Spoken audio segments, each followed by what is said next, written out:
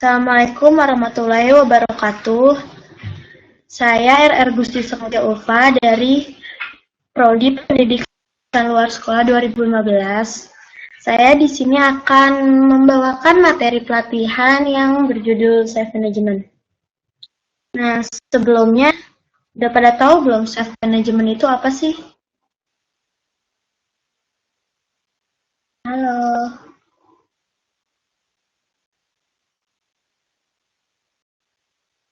Oke, udah ada tahu kali ya.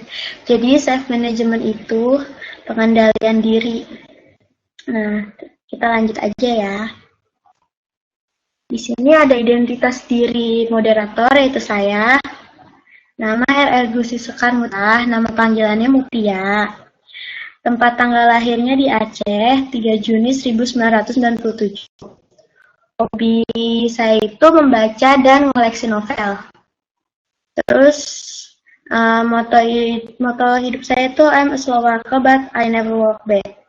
Jadi, saya kalau ngelakuin sesuatu itu dengan perlahan, tapi saya nggak pernah balik ke yang sebelumnya. Terus, apa sih self management itu? Nah, self management itu pengelolaan diri. Jadi pengelolaan diri adalah di mana individu mengatur perilakunya sendiri. Itu menurut Gantina 2011 halaman 180. Selanjutnya menurut Gi, manajemen diri adalah di mana setelah seseorang menetapkan tujuan hidup bagi dirinya, ia harus mengatur dan mengelola diri untuk membawanya ke arah tercapainya tujuan hidup, dan itu juga segenap kegiatan dan langkah mengelola dirinya. Jadi self management itu adalah cara kita mengatur atau mengendalikan. Jadi kayak kan manusia itu kadang dia gampang tuh ya. Jadi misal kayak mainnya kelamaan atau dia misalnya ngeliat barang bagus maunya dibeli. Jadi nggak ada pengendalian diri. Nah di self management itu kita melatih diri buat ngendaliin itu. Ngerti nggak? Sampai sini ada yang mau ditanyain nggak? Kalau enggak saya lanjut.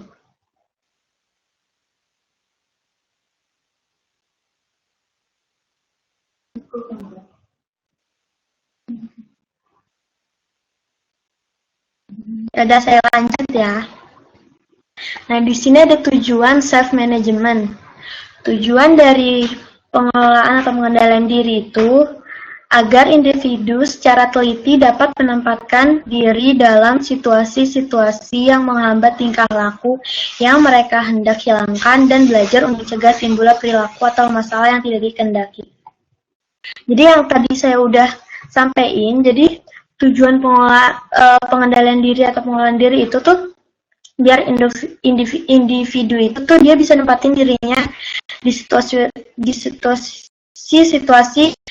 kayak misalnya situasi yang penting, main yang penting.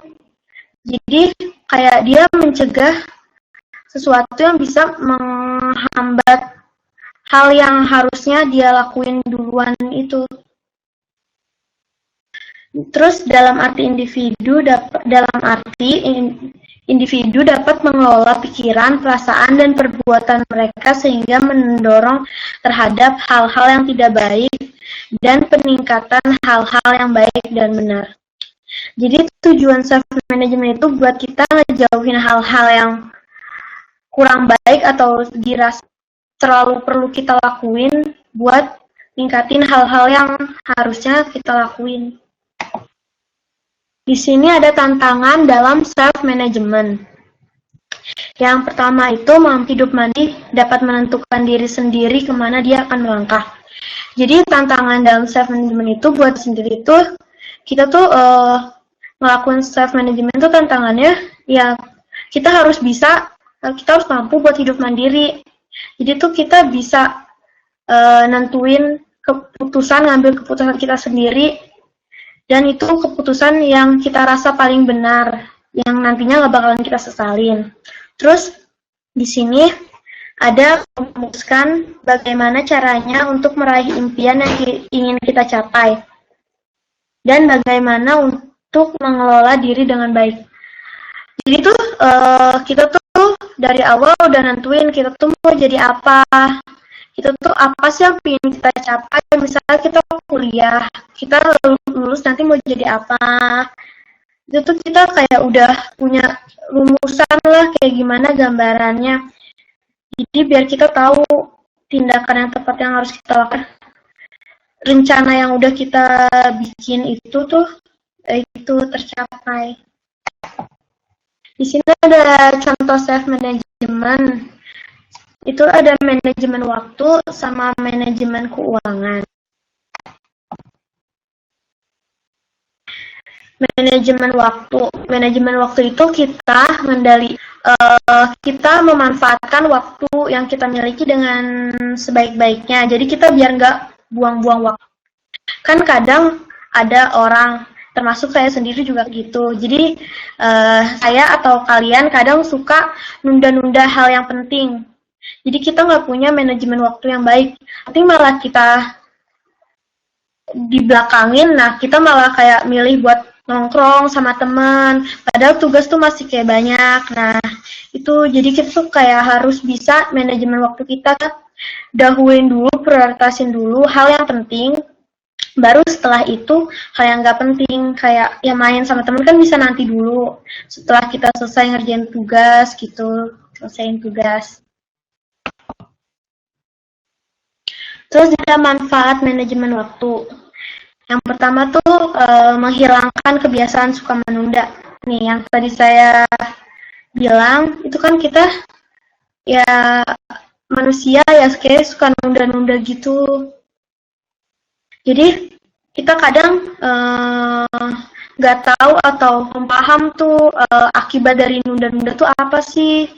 Jadi tuh kita udah kayak kebiasaan nunda hal kayak tugas, kita nunda, deadline-nya masih lama nih, bisa nanti dikerjainnya. Jadi kita tunda-tunda, begitu udah deket deadline malah jadi pusing sendiri. Terus membuat diri menjadi lebih disiplin. Jadi manajemen waktu tuh manfaatnya biar kita jadi lebih disiplin. Mempermudah semua urusan. Jadi kan kalau kita punya manajemen waktu yang baik, otomatis semuanya itu jadi lebih mudah. Kita udah punya nih, misal kita kerjaan tugas, kalau udah selesai, terus kita mau ini itu, jadi tuh kita mau ngelakuin apa jadi lebih mudah kalau kita punya manajemen waktu yang baik. Terus menghindari tabrakan antar aktivitas. Nih manajemen waktu yang baik tuh gunanya juga buat ngindarin tabrakan antar aktivitas. Jadi misalnya kita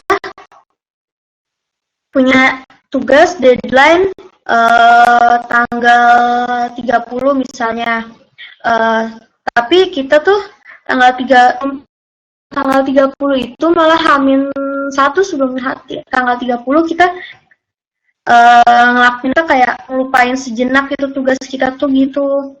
Nanti pas udah deadline-nya malah nggak taunya tanggal 30 punya acara lain atau apa. Jadi tugasnya tuh kayak kebentrok gitu. Nah, ini cara-cara manajemen waktu. Yang pertama itu buatlah rencana harian. Jadi kita bikin rencana harian kita. Misalnya kita habis bangun tidur, kita kelas jam berapa, terus selesai kelas pertama jam berapa, selesai kelas jam kedua jam berapa, terus jam makan siang enaknya jam berapa gitu. Nggak usah rinci-rinci banget, tapi yang pasti kayak kita udah ngerencanain. Sehingga kita udah gitu punya buat rencana harian. Terus di sini yang kedua itu diawali dengan menentukan prioritas. Prioritas yang pertama yang harus diutamakan itu penting. Jadi kita harus ngutamain banget hal yang penting, terus kayak waktu buat ngelakuinnya juga keras, jadi kita harus utamain itu. Terus yang kedua, penting tidak mendesak. Jadi di penting tidak mendesak itu kayak penting itu penting atau tugas itu penting, tapi waktunya masih lebih lama lagi. Jadi kita masih bisa utamain yang penting mendesak itu dulu dibanding yang penting tapi nggak mendesak. Terus yang ketiga, tapi tidak penting. Mendesak tidak penting itu maksudnya kayak itu waktunya mendesak, tapi tugasnya tuh kayak atau hal itu tuh bisa kita dengan mudah lakuin dibanding sama hal yang sebelumnya. Jadi itu masih bisa kekejar waktunya. Tapi kan itu kayak mudah ya, mudah buat dilakuin. Jadi itu tuh masuknya menjadi tidak penting. Terus yang paling terakhir yang penting mendesak, penting tidak mendesak, sama mendesak tidak penting itu baru kita ngelakuin atau ngerjain hal yang tidak penting terus tidak mendesak. Jadi hal yang nggak terlalu perlu diutamain, terus waktunya juga nggak harusin kita buat cepet-cepet. Jadi yang paling terakhir itu yang kita lakuin, yang kita pilih itu prioritasnya tidak penting terus nggak mendesak. Terus yang ketiga, batasi waktu setiap pekerjaan. Misalnya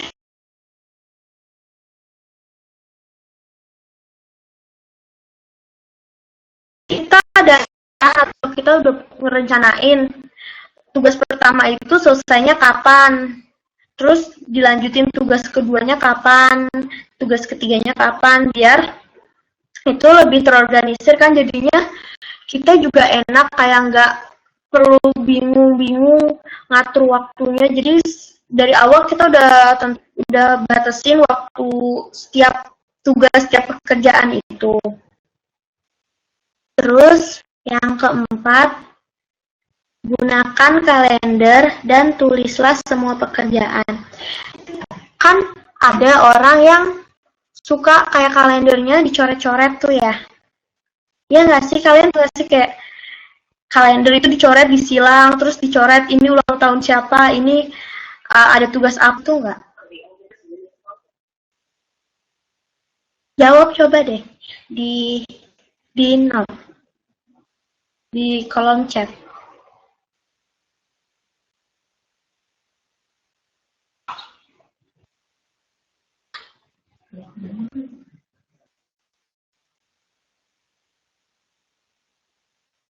Gak ada yang kayak gitu.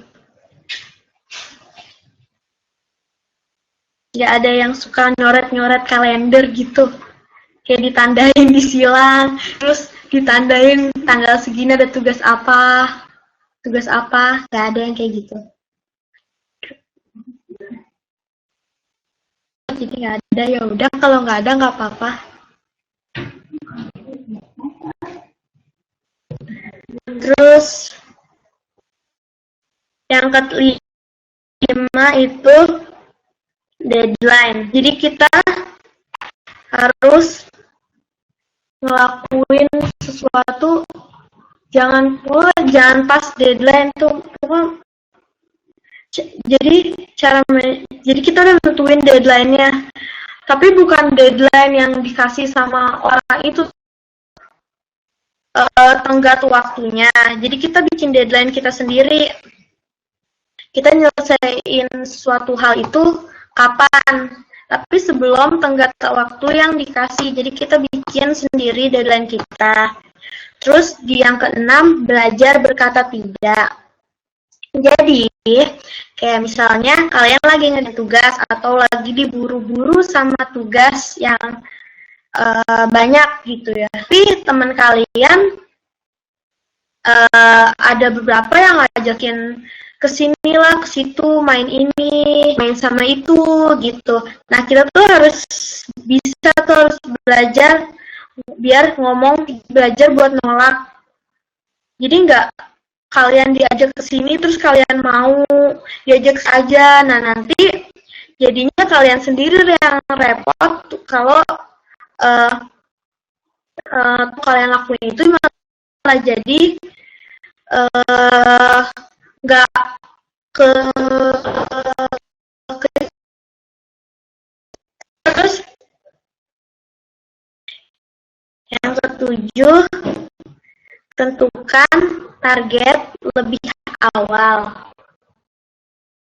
Deadline tadi sih mirip, jadi kita tuh udah harus tentuin dulu target lebih awal, entah itu target waktunya tuh kayak kita mau selesainya kapan, itu dari awal sebelum ngerjain kita udah tahu selesainya tuh maunya kita kapan, biar kita nggak kayak nunda-nunda lagi. Jadi kan kita kalau udah punya kayak kita udah nentuin, gue maunya, saya maunya segini. Jadi saya cuma ngerjain itu dalam 2 hari. Nah, jadi kalian tuh udah punya gambaran. Jadi kalian seenggaknya bisa, kalau kalian disiplin lah ya, bisa nentuin target yang udah kalian tentuin itu, yang udah kalian rencanain itu. Terus yang cara memanajemen waktu yang ke-8 itu reminder sebelumnya. Jadi misal kalian lagi ngerjain tugas, terus sebelum tugas itu kalian kerjain, kalian kayak udah punya reminder, udah punya kayak alarm, atau kalau di HP kan ada kayak kalender, alarm kalender gitu ya, yang misalnya ngingetin kalian buat kayak ngelakuin hal yang mau kalian lakuin itu. Nah, itu tuh kayak gitu, atau reminder. Terus yang 9, fokus. Jadi, kalau kalian udah ngerencanain semuanya, tapi kalian nggak bisa fokus, kalian nggak bisa ngendaliin diri kalian buat tepat waktu gitu, itu tuh banget bakalan percuma. Jadi yang 9 tuh fokus. Jadi kalian tuh harus fokus. Fokus. Terus di sini ada manajemen keuangan. Jadi manajemen keuangan itu belajar buat ngatur keuangan kalian, entah itu dari segi pemasukan kalian berapa. Nah, berarti dilihat dari pemasukan kalian, berarti pengeluaran kalian harus nggak ngelebihin pemasukan. Misal pengeluaran kalian ngelebihin dari pemasukan, kalian tuh bakal bingung sendiri kayak manajemennya. Dari misal kalian nggak taunya pemasukan kalian udah habis, udah terlanjur mesen ini ke orang gitu. Jadi kalian kan bingung sendiri karena kalian kan nggak bisa memanage. Nah, jadi self management yang kedua itu contohnya tuh manajemen. Jadi kalian harus bisa manajemen keuangan kalian sendiri. Apa sih manfaat dari manajemen keuangan? Yang pertama itu membiasakan untuk hidup teratur. Jadi kalau kalian punya manajemen keuangan yang baik, kalian tuh bisa teratur. Jadi kalian nggak kayak jajan mulu, jajan ini, jajan itu. Nantinya kayak uang bulanan kalian nggak taunya tiba-tiba udah habis sebelum waktunya. Tuh kan kayak anak kos gitu ya. Anak kos misalnya dia nggak habis keuangan dia dengan baik, dia dapat kiriman misalnya dari orang tuanya, terus awal bulan dia jajan, nggak taunya pas akhir bulan uang dia udah tipis, akhirnya dia cuma bisa makan kan kadang begitu. Nah, jadi itu manajemen keuangan tuh manfaatnya buat membiasakan kamu buat hidup teratur.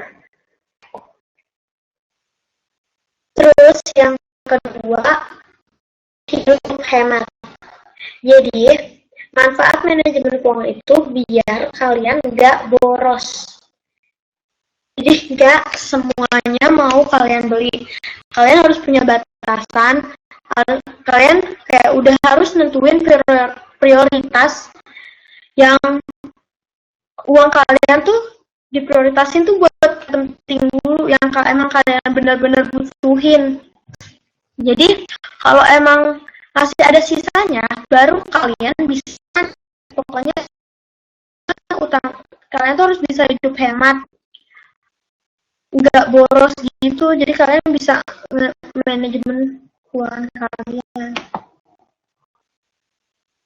Terus yang ketiga, buat kamu membuat cemas atau khawatir uang kalian habis sebelum dapat pemasukan baru, udah habis di pengeluaran, padahal pemasukan misal awal bulan, misalnya udah tengah-tengah bulan, aduh cukup nggak ini ya buat sampai akhir bulan nanti. Jadi kan kalian jadi nggak tenang gitu kan.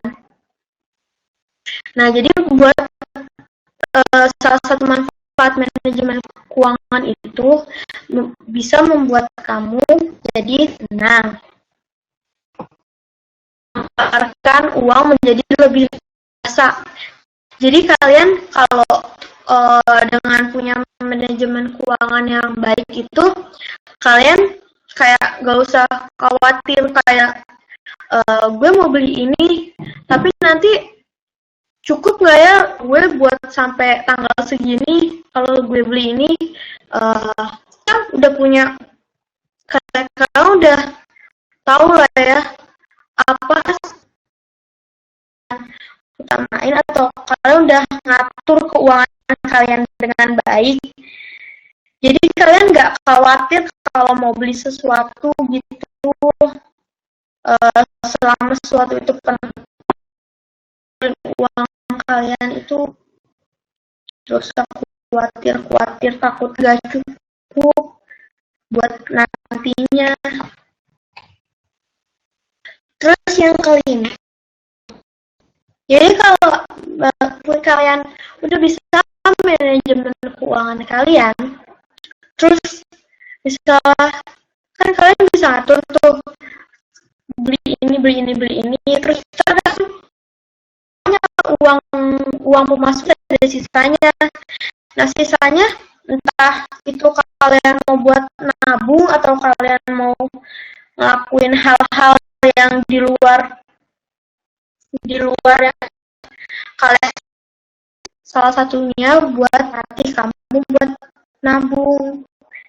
Kan nabung tuh penting ya, buat kalau kalian butuh dana tiba-tiba, kan kadang ada uang, nah kan kalian punya tabungan. Jadi gitu. Terus di sini ada langkah-langkah manajemen keuangan. Tapi kayaknya, nah, jadi di sini tuh nanti saya bakal kasih tahu langkah-langkah yang harus kalian lakuin buat manajemen sumber pemasukan. Jadi kalian tuh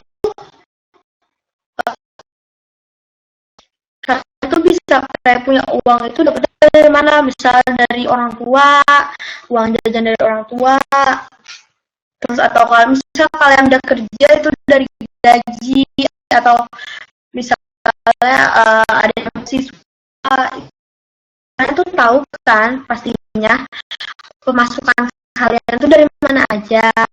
Nah, nanti kalau bisa tuh kalian kayak rinciin, misalnya dari orang tua kalian dapat berapa, beasiswa berapa. Nah, itu ntar rinciannya itu buat ya kalian bagi-bagi susunan rancangan keuangan kalian itu setiap bulan. Nah, terus yang kedua itu analisis pengeluaran Anda. Jadi kalian tuh analisis tuh pengeluaran Anda. Nah, yang pertama itu di analisis pengeluaran dana itu ada membagi presentasi pengeluaran Anda berdasarkan tujuan. Jadi kan contohnya kan kayak 70% biaya sehari-hari. Itu tuh buat biaya sehari-hari itu selama satu bulan dari yang pemasukan tadi, uangnya tuh kalian bagi-bagi. Ini cuma contoh doang. 70% buat biaya sehari-hari. Terus 20% tabung, terus 10% entah itu buat investasi, rekreasi atau amal. Jadi tuh 10% sisanya kan 20% ditabung, 10% sisanya tuh bisa kamu pakai kayak kalau misal kalian suka ke investasi itu bisa kalian gunain di situ atau kalian mau nanti di akhir bulan mau jalan-jalan. Nah, 10% itu kan bisa tuh dipakai buat kayak kalian jalan-jalan sama temen gitu. Atau kalau kalian yang suka amal, nah 10% itu bisa dipakai buat amal. Terus yang kedua, selanjutnya kelola 70% biaya sehari-hari. Jadi yang 70% biaya sehari-hari itu kalian kelola, kalian utamain kayak kalian prioritasin yang bayarnya kayak bulanan gitu loh, kayak uang sewa, uang listrik, terus air, uang kos buat bayar yang perlu kalian pakai selama sebulan itu. Nah, itu 70% itu kalian izin itu. Nah, nanti sisa dari 70% itu baru kalian kalian pakai buat sehari-hari kalian susun buat sebulan. Emang ada suaranya ya?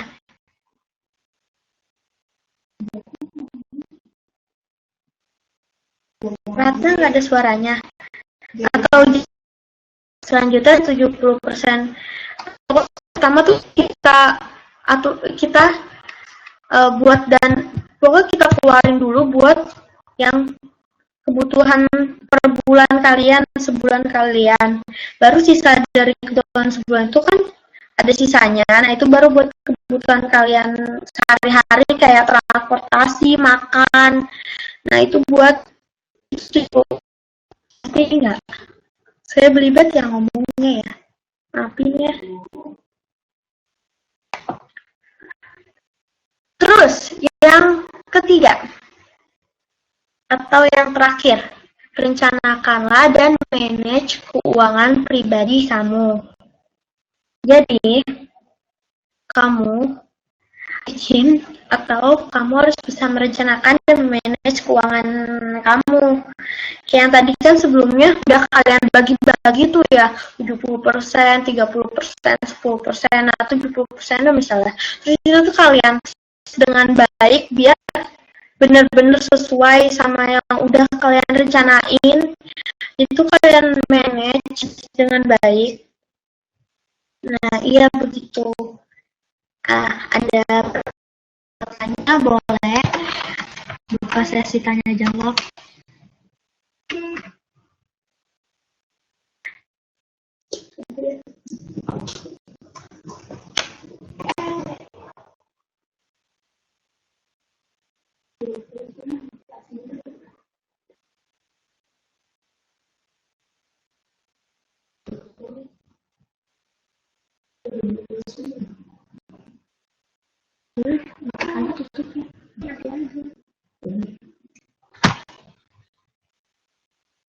Ada yang mau nanya nggak? Oh, dari tadi pada anteng banget ya. Maafin ya, saya nggak jelasinnya belibet, soalnya saya kalau emang belibet. Jadi saya nggak pinter nyusun kata-kata. Jadi kalau ada yang mau nanya, silakan nanya. Karena waktunya masih tersisa banyak.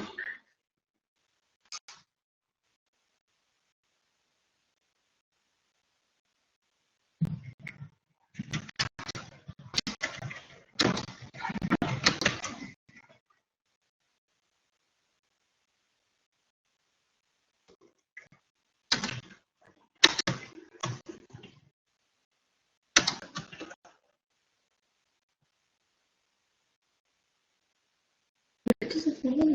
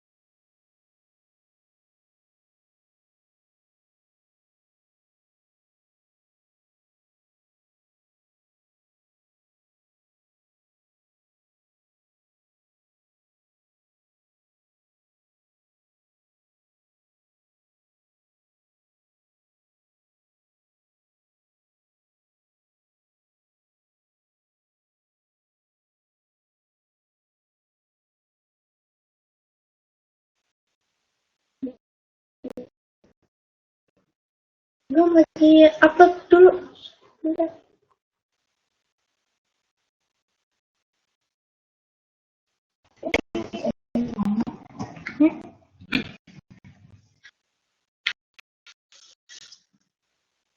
Kalian matiin.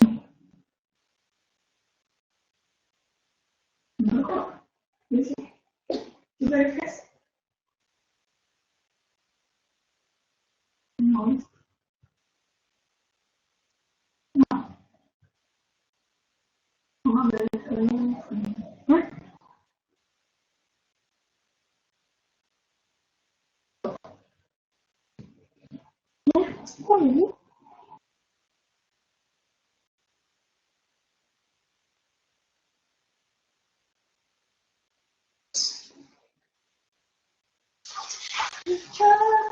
Siapa tahu tadi?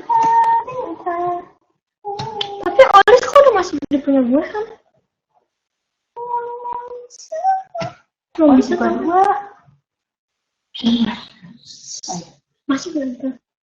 Masih upload sih. Kok lama banget sih uploadnya?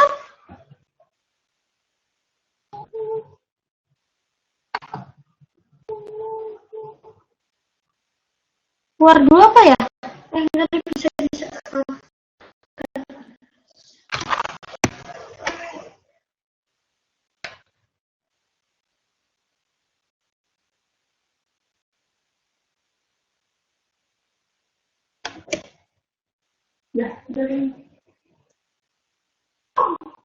Udah, ini belum aktif.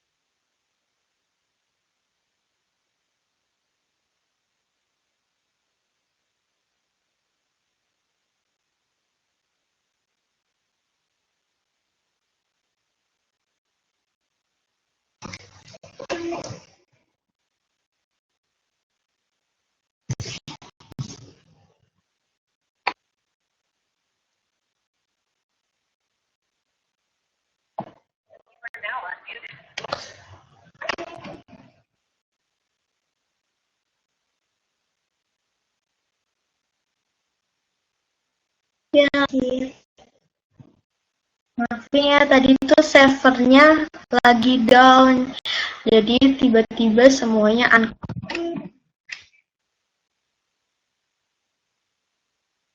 Tadi yang dijelasin ada yang kurang jelas apa enggak? Mau lihat ulang slide-nya. Kita coba ulang ya slide-nya ya.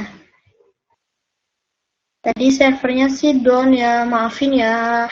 Karena banyak yang akses, kan tugas ini ratusan orang kan. Angkatan 2012 aja ratusan orang, jadi wajar kalau down. Nih kita ulang aja ya. Kita slide-nya saya tunjukin ulang. Siapa tahu ada yang mau nanya. Tadi nggak ada yang mau nanya tuh.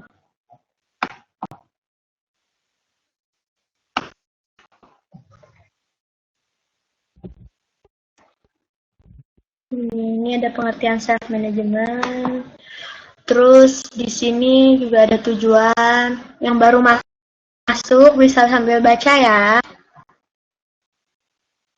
Soalnya tadi udah jelasin udah selesai. Jadi kalian baca aja ini saya ulang slide-nya. Satu, Mutia dong panggilnya jangan Raden ya. Nih, di sini ada tantangan dalam self management ada 2 kan. Kalian bisa baca sendiri. Ratu kemana aja? Aku baru datang. Mutia bukan Ulfah ya. Nih, di sini ada contoh self management, manajemen waktu sama manajemen keuangan. Nih, yang di sini nih manajemen waktunya nih. Ini manfaat manajemen waktu. Jadi ini sekarang lagi kita ulang materi, tapi ulangnya cuma singkat doang, cuma dibacain yang ada di PowerPoint. Nah, di sini manfaat manajemen waktu kan ada menghilangkan kebiasaan suka menunda, membuat diri menjadi lebih disiplin, semua urusan, sama menghindari tabrakan antar aktivitas. Itu manfaat dari manajemen waktu. Makasih Nabila. Gini Nab, temanya pink. Terus di sini ada cara memanajemen waktu. Ini yang pertama, manajemen waktu tuh buat rencana harian. Terus diawali dengan menentukan prioritas, kayak penting mendesak, penting tidak mendesak, mendesak tidak penting tidak mendesak. Terus yang ketiga, batasi waktu setiap pekerjaan. Yang keempat, gunakan kalender dan tulislah semua. Stiker GP.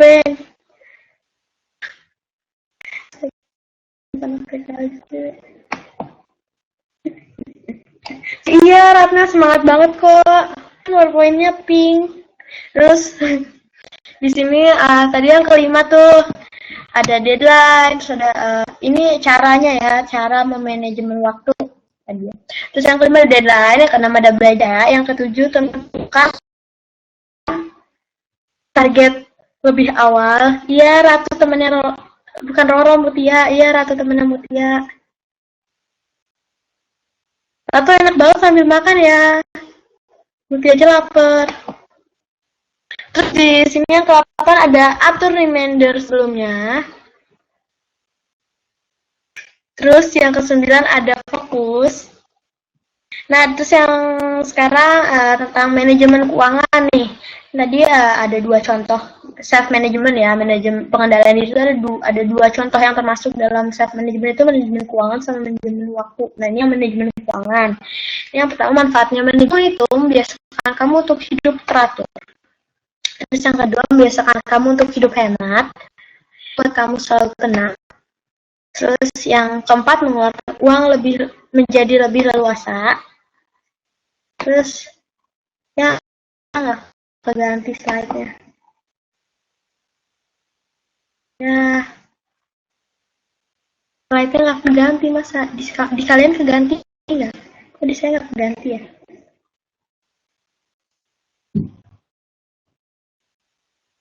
Bentar, cek.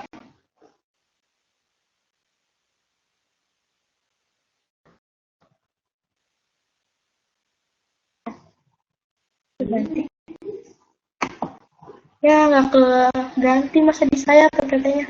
Nah, ya kok tiba-tiba udah di sini ya? Bentar ya.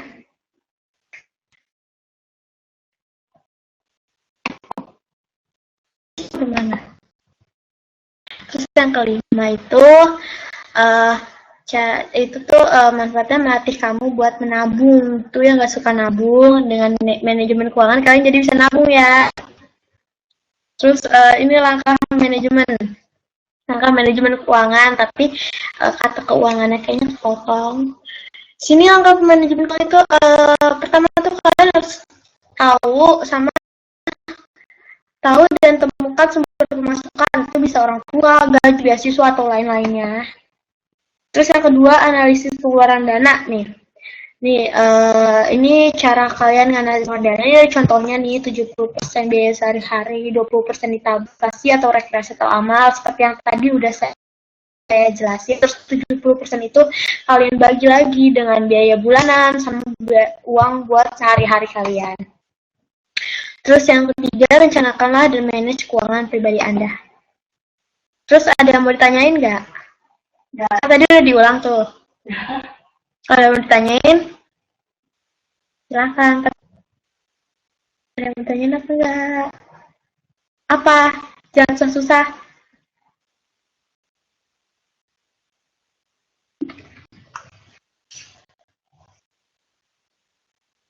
Ditanya apa malah hahaha.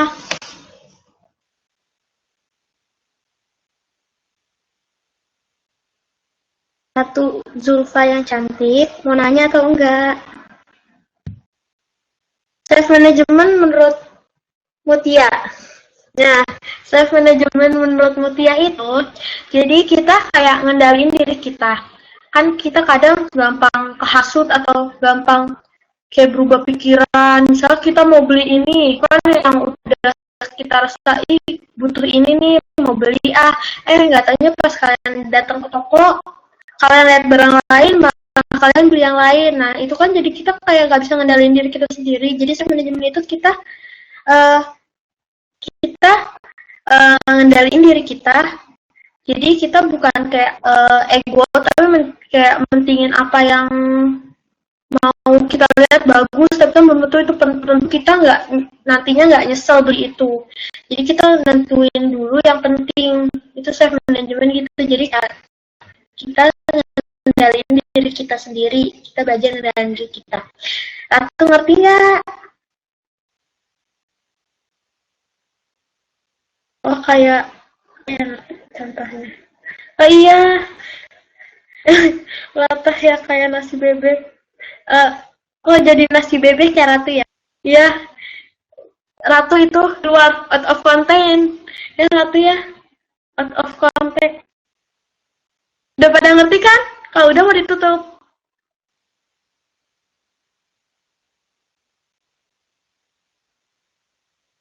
Belum apalagi Ratu yang belum ngerti.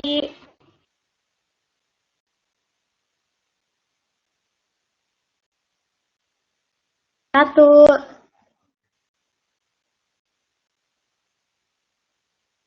Ratu udah ngerti kayaknya ya. Mau ditutup nih. Makanya datangnya jangan telat dong. Jadi banyak gak ngertinya kan kalau datangnya telat. Gak maksa. Ratu apa yang belum ngerti? Coba ketik apa yang belum ngerti. Ratu ngerti kok. Oh ya udah kalau ngerti terus tadi kenapa bilang? Ya Allah, iya Ratu paling smart. Ya udah ya sekian pembahasan pelatihan dari saya. Lebihnya mohon maaf. Nun wal kolami wa mayasturun. Wassalamualaikum warahmatullahi wabarakatuh.